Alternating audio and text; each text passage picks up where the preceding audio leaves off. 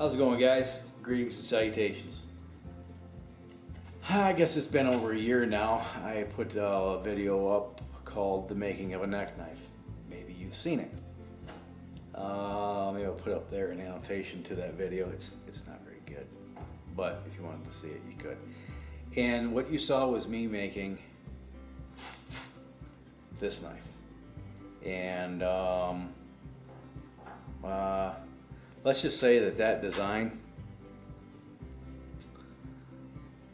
makes a good gasket scraper, but not a very good knife. And this is mild steel. It's not a very good knife for making, not a very good steel for making knives, but I'm much rather make a prototype out of mild steel versus a piece of Damascus or high carbon steel or tool steel.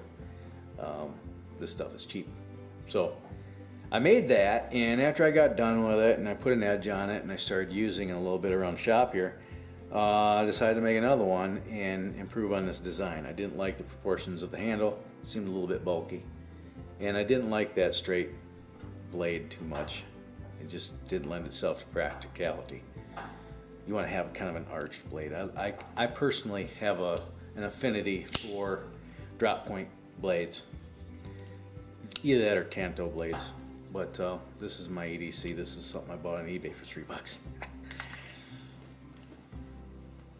I don't feel bad if I lose it, okay? Sue me. So this is what I came up with. I like this design a little bit better. It's more of a Skinner type blade. It's got some girth to it. It's about an inch. Almost an inch and 3/4 at the widest point. Yeah, about an inch and 3/4 at the widest point. It's about 4 1/4 inches long. It has a 2.5 inch cutting surface. But it does lack some of the traditional markings of a knife. It doesn't have I think they call it a choil. I might be wrong. Where the blade actually starts right here. So, and it doesn't have a big grind to it. If you look at my cheap dollar, my $3 eBay, it's got a hollow point. It's a hollow point knife. It's got a hollow grind, and you can see where the knife begins. Most knives have this. This one does not. And the reason it doesn't is because I wanted to keep it short, but I still wanted it, to be able to fit in your hand. So your finger kind of fits up in there. It's not really meant to be a stabber knife or a fighting knife, although you could use it as a slasher, but it's more of a Skinner, something for doing detail work, chopping little bits and stuff. But I had this around the shop for about a year. I acid etched them, and that's all I've done to them. And they've held up in terms of rust resistance. Of course, I live in the desert Southwest. We don't get a lot of rust, but it does happen. There's a little bit of, you can see a little bit of discoloration right there from oxidation, but that just a vinegar acid etch. But yeah, so I've been this whole project started originally because I was just bored to frickin' death and I needed something to do. And that's what I had. I had some steel, I had some time, so I decided to make a knife.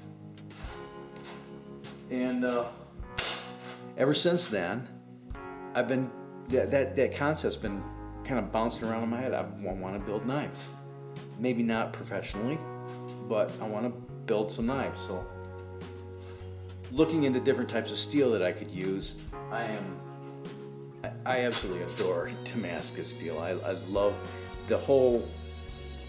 Someday I'd like to learn how to actually make this.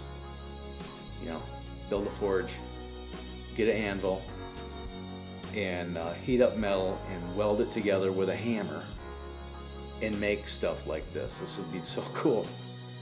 But you can buy this stuff. I think I got this 8-inch by, it's just over an inch and a half. It's almost an inch and 3/4. I got this on eBay. I think I paid $12 for it with shipping. $8.30 is what the final bid was. This is made in America. But there's also suppliers that buy the Damascus from India that are selling on eBay and that stuff is just gorgeous. A little more spendier than this, but I can actually get 2 out of this 8-inch or 9-inch blank. I can get enough, there's enough material here to make 2 of these. So my question to you, because I'm going to leave it to you guys, should I make 2 of these? And if I do make 2 of these, they won't have the holes in them. They'll have really thin, probably the total thickness of the handle will be pretty close to 3/8 of an inch, because I want to put 1/8 micarta scales on both sides, probably in OD green, and put a Moasic pin in the front and a hollow tube in the back so you could hook a lanyard to it, and then make a micarta sheath to put around your neck. I'll make 2 of these, and I'll probably give 1 away to a lucky subscriber. But if you wanted to see this blade being made in Damascus, let me know. Comment in the comment section. If you'd like to see me make something different, a different type of blade, maybe a longer blade, a hunting type blade, there's certainly enough material there to make a hunting knife, full tang hunting knife. Let me know. What do you want to see this blank turn into? Quick, go there and comment in the comment section. So hey, thanks for taking the time to watch these videos. I really appreciate it. If you like them, give them a thumbs up. If you don't, thumb them down. I don't care. But in the meantime, comment in the comment section if you're so inclined. If you haven't subscribed yet, go ahead and click on the subscribe button. And until next time, you have fun, stay safe, shoot straight, and you have a splendid day.